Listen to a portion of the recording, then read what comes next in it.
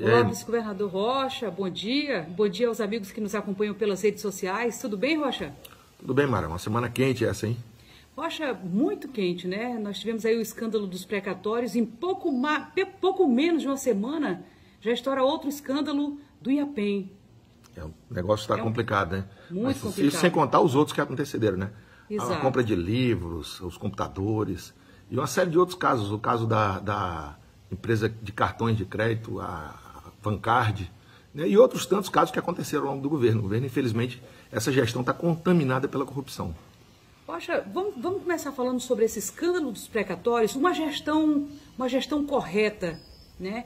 Que sabe da investigação policial, que coloca sob suspeita membros do seu governo. Qual é a decisão de um governo sano, de um governo correto? Olha, primeiro, Mara, esse fato chegou ao conhecimento do Gladson já antes dessa denúncia que foi feita pelo hoje assessor do governador Edmar Monteiro. Lá no início da gestão do doutor Djalma, eu fui convidado a sair do Tribunal de Justiça e no Tribunal de Justiça me alertaram sobre algumas possíveis irregularidades acontecidas nesse caso do precatório. Então o próprio Tribunal de Justiça já havia alertado o governo do Estado sobre essa prática? Sobre essa prática, né? Sobre possíveis irregularidades. E eu cheguei para o governador e avisei a ele da gravidade, inclusive da implicação que teria, por exemplo, nós tivemos aí casos em outros estados que redundaram em prisão em matérias de destaque nacional, destaque negativo. E o governador, pensei que ele ia tomar alguma providência, mas não. E agora, dessa vez, a denúncia partiu, foi formal, do assessor do governador, assessor especial do governador. Que é uma pessoa de confiança, próxima ao governo. E que tem conhecimento jurídico, que foi procurador-geral de Justiça do Estado, foi membro do Ministério Público durante muitos anos, e que fez isso junto à Polícia Federal, formalizou isso. E que disse, pelo menos o que eu vi numa entrevista, que entregou o termo de declaração, ou seja, o depoimento que ele prestou à Polícia Federal, contando o passo a passo dessas irregularidades, dessas supostas irregularidades, entregou ao governador.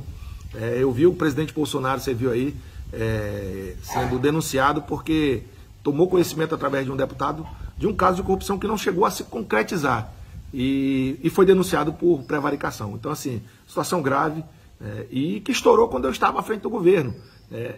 Agora, não é muito estranho, você, como vice-governador, levou ao conhecimento do governo, uma pessoa de confiança dele também ter revelado essa situação e nenhuma providência ter sido tomada pelo governo do Estado, nem sequer afastado a pessoa que está sob suspeita? Mara, o governador disse, numa matéria aí que depois a gente vai tocar, que não havia indícios. Ora, o governador tem muito pouco conhecimento jurídico e a gente até perdoa isso.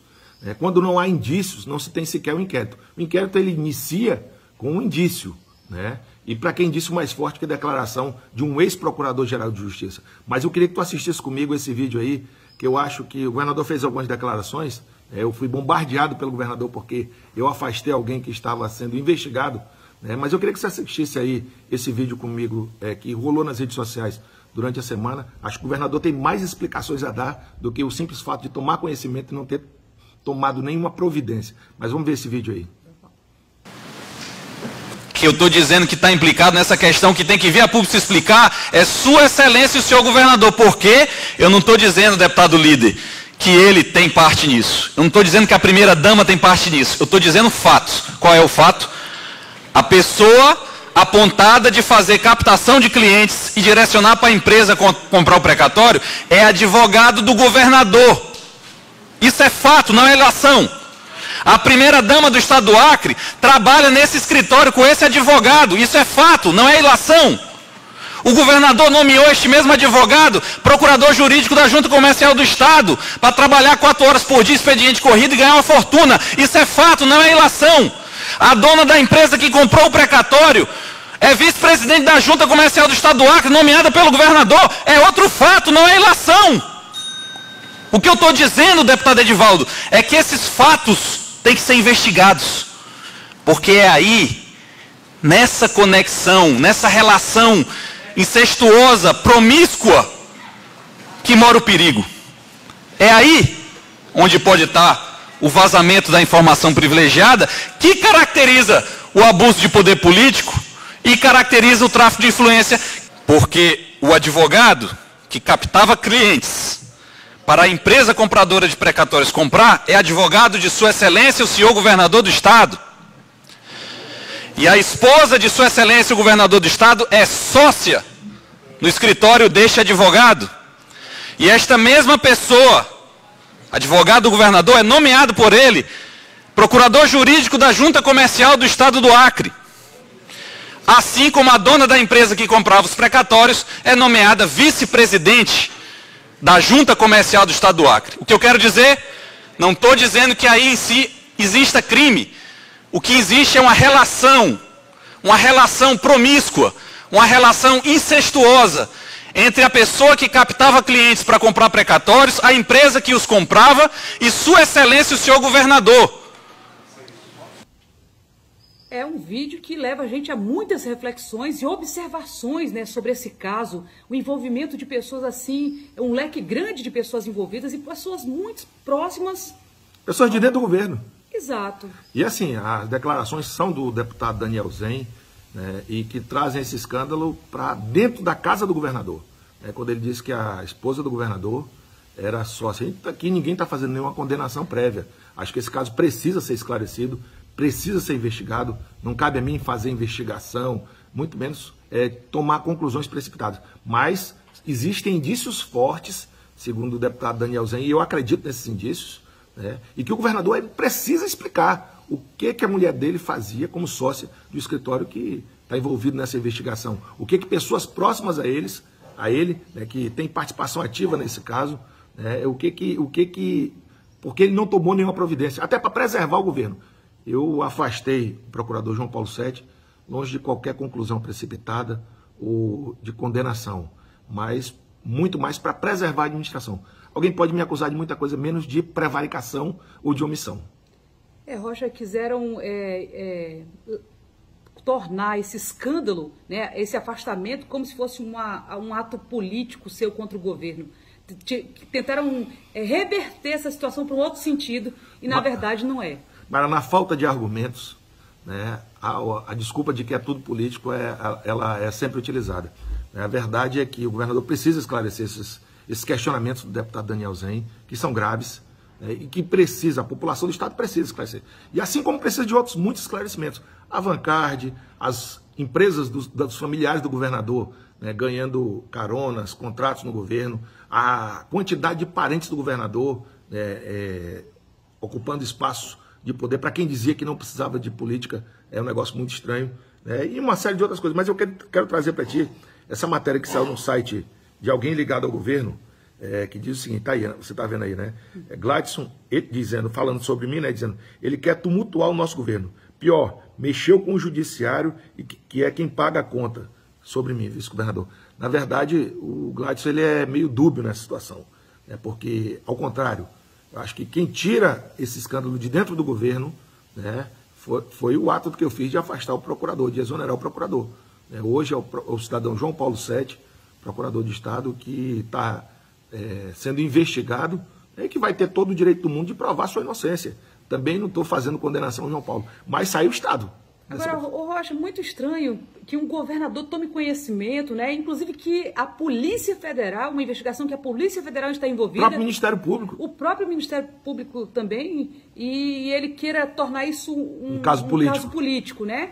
E falando que vai colocar de volta a pessoa no cargo. E o assessor dele, o doutor Edmar Monteiro, e que, foi quem inclusive, denunciou. eu quero aqui parabenizar a jornalista Angélica Paiva, assisti aquela entrevista muito completa, né, do ex-procurador Edmar, contando detalhes, uma pessoa séria, né, que relatou ali a sua preocupação com o que estava acontecendo. Nessa matéria é interessante ver que o governador tenta me jogar contra o judiciário, dizendo, olha, ele mexeu com o judiciário. Não, mexeu com o governo do Estado. Exato. Nessa e outras vezes, onde nós detectamos indícios de irregularidades.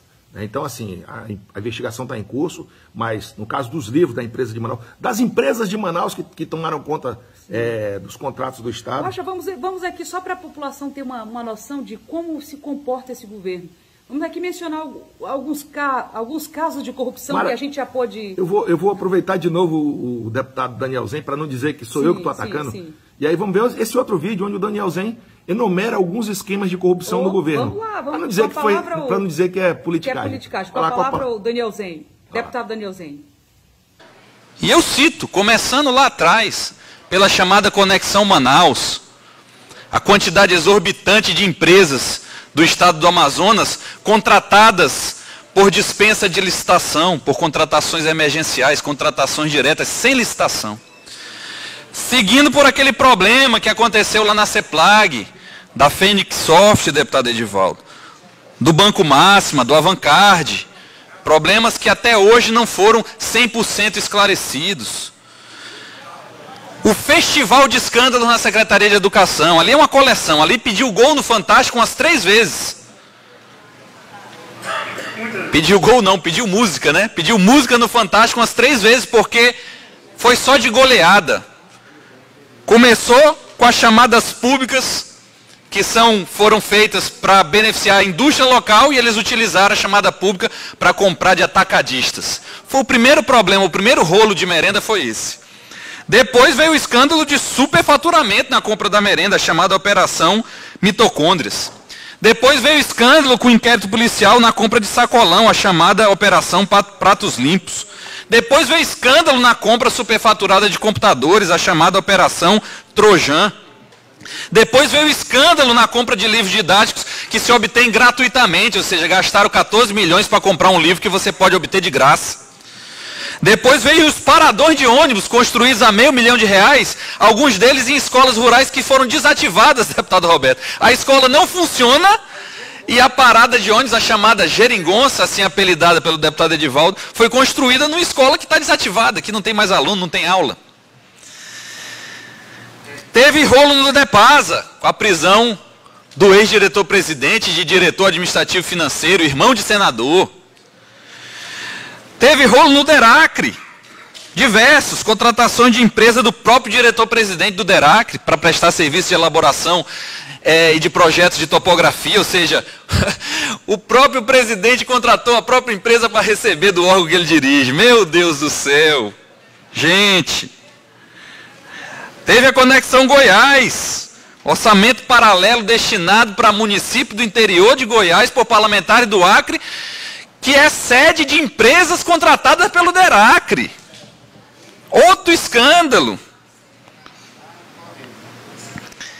Teve escândalo na CESACRE, contratação da Medial, verba de mídia para o Covid-19 e, por fim, essa situação dos precatórios. E aí, Mara, é muita coisa? É muita coisa, hein? Para quem falava do PT, eu acho que está conseguindo superar e muito, né? Inclusive com o pagamento da mídia, né, Rocha? Isso é uma outra coisa, Mara, que eu queria tocar contigo. A semana, desde quarta-feira, na quinta-feira, na verdade, eu estou tentando publicar um decreto dando luz a essa coisa da mídia. Nós sabemos aí que a mídia do Estado é uma caixa preta. Eu entrei com um documento formal, eu formalizei um documento pedindo da então secretária de Comunicação, Silvânia Pinheiro, o detalhamento dos gastos com a mídia, e ela me negou essa informação. Uma informação que deveria ser prestada a qualquer cidadão, já que é recurso público. Esse governo trata recurso público como se fosse das empresas da família, mas não é. E agora, como governador em exercício, eu estou tentando baixar um decreto já desde quinta-feira. A Casa Civil tem criado alguns obstáculos. Tudo para evitar que você tenha acesso aos dados, para que a população do Estado saiba o que é feito com recurso público. Mas esse decreto ele visa jogar luz, saber quanto cada empresa de comunicação ganha. Porque nós sabemos de empresas que ganham muito dinheiro. Inclusive empresas de comunicação familiares. O pai tem uma empresa que ganha dinheiro da SECOM, através da empresa que foi contratada, da Terra, e o filho tem outra empresa que ganha também, e esses fazem... Uma ex-secretária que na época também tinha irmã, tinha sobrinho tinha... É uma festa, tudo junto e misturado, né? Um governo bem familiar. Tudo com dinheiro público.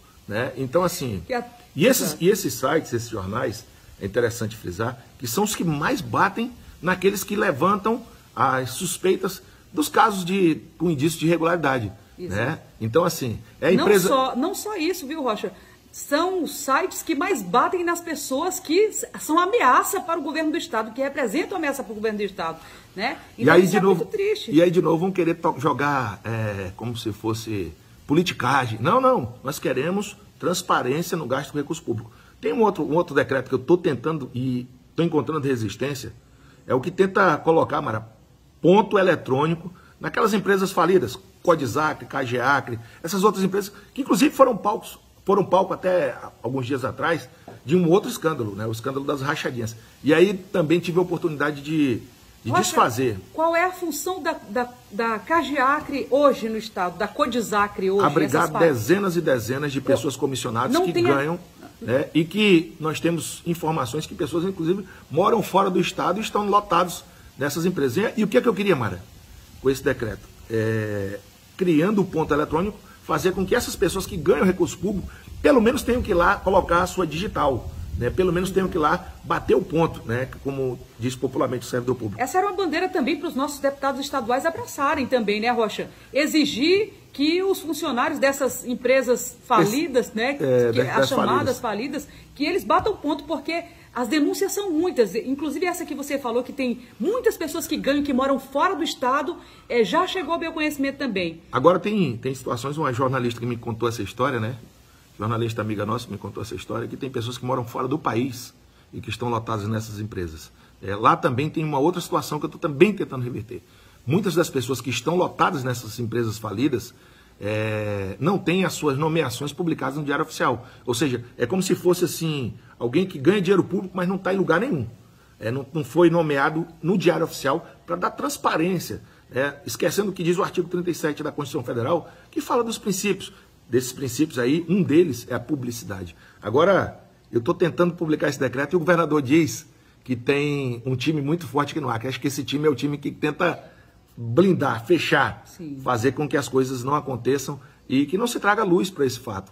Mas é o que eu digo, é a mídia, é uma série de outras situações aí que envolvem recurso público que incomodam muita gente, porque hoje, infelizmente, esse governo é uma fábrica de escândalos, né? E aí, assim, voltando ao caso do IAPEM que você falou, eu tive uma reunião com algumas pessoas hoje do IAPEM, né, algum conhecimento sobre o que está sendo investigado, né, e já no início da manhã de segunda-feira, nós vamos exonerar aquela pessoa que foi presa, que era SEC 5 no governo, que é quem controlava a despesa de combustível. E se houver, pelo menos nesse momento, qualquer indício da participação, e aí eu não estou aqui para condenar ou crucificar ninguém, nem fazer caça às bruxas, mas se houver qualquer indício da participação de gestores, de outros gestores, vão ser exonerados, naturalmente. Agora o governador vai poder colocar de volta esse rapaz que está preso e outros mais. Só para te ter uma ideia, antes de sair, o Gladys assinou alguns decretos exonerando as 2 meninas que denunciaram o caso da rachadinha. Quer dizer que quem denunciou foi punido. E quem fazia coisa errada foi promovido. Eu, como ainda estou em exercício, eu tive a oportunidade de desfazer essa injustiça. E mais ainda, ele publicou um outro decreto promovendo uma daquelas pessoas que, segundo a investigação, estava implicada, ou seria um dos envolvidos nessa investigação. Além de não exonerar ninguém que foi apontado como envolvido, o governador ainda exonerou aquelas pessoas que denunciaram. A denúncia incomoda muito esse governo. Deixa eu perguntar aqui para quem está assistindo, o que você acha disso? Que você que está nos assistindo. Muito estranho, né, Rocha? Eu acho. Né? Muito estranho. Acho. Mas aí, Mara, já temos aí algum tempo de conversa. Isso. Acho que as pessoas que então, eu ouço, né, concordam com as posturas que nós temos tomado, no sentido de moralizar. Não caem na balela de que é politicagem, que eu estou querendo atrapalhar, muito pelo contrário. Acho que é uma postura que o governador deveria ter tomado quando soube do primeiro indício de corrupção, lá no caso da educação, que não fez, né, não tomou nenhuma providência. E, infelizmente, os órgãos de controle no Acre, eles cobram de alguns e de outros não. Vou dar um exemplo. No caso do ex-secretário Frank Lima, o Ministério Público foi para cima. Né? Em outros muitos casos... Não teve o mesmo comportamento com relação aos vários escândalos que estão tendo no governo do Estado. Mas com o caso Frank Lima, que envolve a prefeitura, que não é do grupo do governador, dirigente. Foram muito rigorosos, são coisas... muita vontade de justiça, né, em cima de... Nós queremos justiça para todos os casos. Exato. Mas assim, eu vi também o governador, a matéria dizendo o seguinte, tá aqui a matéria para você ver. Gladys garante ajustes no governo e diz que Rochas faz políticas desnecessárias. Mara, política desnecessária para o governador é exonerar quem está sendo investigado, é denunciar casos de corrupção, né? A política necessária, será que é a prevaricação, a omissão? Para ele é a necessária, Rocha, porque ele está apoiando tudo isso aí. E a maior prova disso vai ser, quando chegar, colocar de volta as pessoas que estão sob suspeita, que estão sendo investigadas, inclusive, pela Polícia Federal. Isso é a maior prova, né, de omissão que se pode ser dada. Então é isso. Bom bate-papo. Para fechar aqui, nós participamos, eu participei, né, você me convidou, eu não fui convidado, mas você me convidou, você não pôde ir, e me convidou para lhe representar na audiência lá sobre a ponte, né, de Rodrigues Alves, uma causa justa que nós prometemos, promessa do governador. Inclusive o governador chegou a dizer, chegou a questionar a população se ela queria a ponte ou 100 mil em obras, e a população foi unânime em dizer que queria a ponte. Aliás, ele perguntou umas 20 vezes, né? Foi isso. Mas assim, a audiência foi muito interessante, eu mandei para você depois o vídeo, e você já se colocou à disposição para ajudar. Mas assim, eu acho que aquela conversa que nós tivemos é uma promessa do governador. Seria interessante o governador aportar, se não o valor total da obra, mas os 100 mil reais que ele prometeu. Exato, né? Já com que certeza. Palavra... Foi promessa dele, promessa, né, tem que ser cumprida. A região dele, a promessa dele na campanha, então tem que cumprir. E né, uma outra coisa, Mara, nós tivemos essa audiência pública, e aí os amigos de Rodrigues Alves, ela foi puxada por um deputado estadual, o deputado Pedro Longa, quem eu quero parabenizar. Mesmo divergindo dele, na época que ele era na Frente Popular, eu divergia por conta de questões de lado. Inclusive, eu achei muito interessante quando você colocou, né? Na época da campanha, quando nós fomos lá pedir voto para os moradores, não estava, porque não. ele não estava, né? Ele estava no outro palanque diferente. Mas né? assim, independente disso, ele fez uma proposição interessante. Foi muito bom, parabéns ao traz deputado. Todo mundo para esse debate. Agora, ele esqueceu uma coisa, Mara, de colocar os deputados estaduais, que hoje tem 12 milhões em emendas, né? Juntando todos os deputados estaduais, e que podem ter 24 milhões se esse valor da emenda aumentar. Muito boa ideia, Rocha. Eu acho interessante a gente levar, né, para os deputados, já que eles disseram que os deputados e senadores, você se colocou à disposição para ajudar, mas os deputados e senadores que não colocarem dinheiro, né, das suas emendas na obra da ponte é porque são contra Rodrigues Alves. Então seria interessante também que os deputados estaduais entrassem com essa parcela. 12 milhões ou 24 milhões se aumentar a emenda. O que você acha disso? Excelente sugestão, Rocha. Acho que todo mundo tem que dar a contribuição, inclusive a casa onde partiu essa audiência pública, né? E esses 24 milhões, que são as emendas dos deputados estaduais, vão ser muito úteis, né, para que essa ponte seja concretizada. Então, ótima sugestão tua, Rocha. Todo mundo vai dar a sua contribuição. E nós pedimos aqui, inclusive, né, a participação dos deputados estaduais com as suas emendas. Né? Esses 24 milhões, é isso, Rocha? São 12 milhões hoje, né? Cada um tem 500 mil, mas parece que esse valor vai passar para 1 milhão. Muito boa ideia. Inclusive, vou mencionar isso na nossa reunião de bancada que vai ter para tratar, inclusive, dessa audiência pública e também do recurso para essa ponte. Ótima sugestão. Vou levar a sua sugestão, Rocha. Acho que de onde a gente puder tirar recurso para essa ponte, né, é importante trazer, porque assim, a união do governo do Estado, se o governador quiser cumprir a palavra dele, a união da bancada federal, toda a bancada, sem excluir ninguém, a união dos deputados estaduais, ela vai fazer com que essa ponte fique muito mais fácil de ser construída. Então, agora, Rocha, nós tivemos aí o homem do dinheiro, né, o homem do orçamento, nosso poderoso senador Márcio Bittar, que poderia ter, né, presenteado a população de Rodrigues Alves com essas pontes. Aliás, ele poderia ter presenteado vários municípios, né? Não, eu disse... Porque é o homem do dinheiro, o momento dele, olha, é o momento de... O Márcio colocou recurso para a ponte, salvo engano, lá de Chapuri, né? Salvo engano, ele colocou... Mas o homem tem bala na agulha, Rocha. Não, colocou recurso para... Quer construir uma outra ponte, fora essa que você está colocando através de emenda em Ipitaçolândia, ele quer construir uma outra ponte em Ipitaçolândia, entre Ipitaçolândia e Brasileia. Eu vou discutir essas prioridades do senador Márcio Bittar. Acho que ele tem direito de escolher para onde vai o recurso que ele consegue. Né? Mas o fato é que eu disse, e a deputada Perpétua levantou a tese, e eu concordei com ela, que até hoje, nem para o nosso governo, nem nós tivemos a oportunidade com o relator do orçamento, também essa ponte de Rodrigues Alves não foi prioridade. Então, assim, mas é hora de mudar, acho que juntar todo mundo e a gente ter essa ponte. Então, Mara, é isso. Um papo legal. Vamos ver se a gente vem outra vez. 19 minutos, quase só isso? 20 minutos. Vamos encerrar, mas na próxima semana a gente volta com esse bate-papo, tá bom, Rocha? Quem sabe nós teremos mais escândalos, né? Já que toda semana é um. Vamos saber se o governador vai... Porque eu vou segunda-feira, tenho que fazer isso. Né? Isso, com certeza. Colocar, exonerar o servidor, o SEC-5, que foi preso, né? Vou saber por que a direção do órgão não tomou providências ou não identificou esse problema, já que é um problema que vem acontecendo já há muito tempo. E se tiver indício de envolvimento, não posso simplesmente exonerar alguém porque aconteceu um fato, né? É complicado isso. Mas se tiver indício de envolvimento de qualquer pessoa ligada ao órgão, essa pessoa também vai ser exonerada. E o governador vai poder retornar com esse cidadão que está preso hoje, ele não vai poder prestar serviço porque está preso, mas vai poder também retornar os outros que eu exonerei, né? E vai poder demitir novamente aquelas meninas que denunciaram o esquema das rachadinhas. Mas é isso, Mara. Semana que vem de volta. Um abraço. Tá certo, um abraço. Tchau, tchau para vocês. Abraço a todos, bom domingo. Tchau, tchau.